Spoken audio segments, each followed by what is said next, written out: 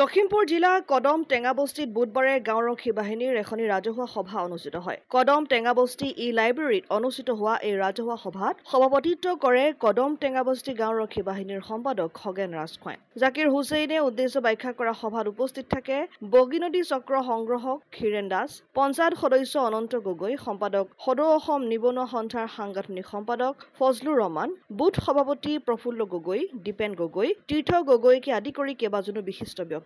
এই সভাতে পুৰণা সমিতি ভংগ কৰি এখন নতুন সমিতি গঠন কৰা হয়। তীৰ্থ গগৈ সভাপতি, মনিউদ্দিন হাজৰিকা সম্পাদক আৰু মুজি আলীক নায়ক হিচাপে লৈ এখনি 25জনীয়া পূৰ্ণাংগ সমিতি গঠন কৰা হয়। হয়, আমাক যিসমূহ নিৰ্দেশ দিছিল আচলতে আমাৰ গাঁওৰক্ষী বাহিনীৰ ফালৰ পৰা আমি নিষ্ঠা সহকাৰে কৰ্তব্যবিলাক পালন কৰি গৈ আছিলোঁ।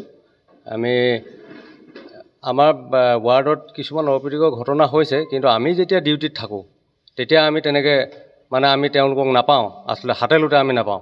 বিভিন্ন অসামাজিক কাম হৈ আছে বুলি আমি নিজেও গম পাইছোঁ আৰু আমাৰ আৰক্ষী থানায়ো গম পাইছে, কিন্তু আমি তেওঁলোকক আচলতে হাতে লোটে ধৰিব নোৱাৰাৰ কাৰণে অকণমান তেওঁলোকে বাচি গৈছে। আৰু যিসমূহ আমি ডিউটি কৰোঁ আজিকালি অনলাইন GPS কেমেৰাত আমি সদায় নৈশ ডিউটি কৰিলে আপলোড দিব লাগে।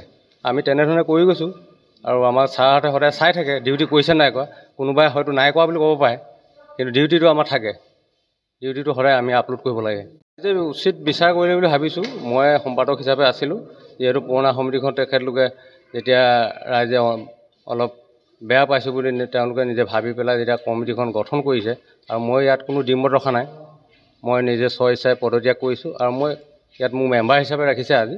কিন্তু সভাপতি সম্পাদক যি তেখেতলোকে চিলেক্ট কৰিছে নিশ্চয় খুব ভাল বুলি মই ভাবিছোঁ, অনুভৱ কৰিছোঁ।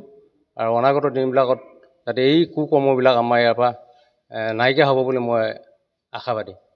লখিমপুৰৰ পৰা ৰাহানুদ্দিন আহমেদৰ ৰিপৰ্ট, অসম আদিত্য।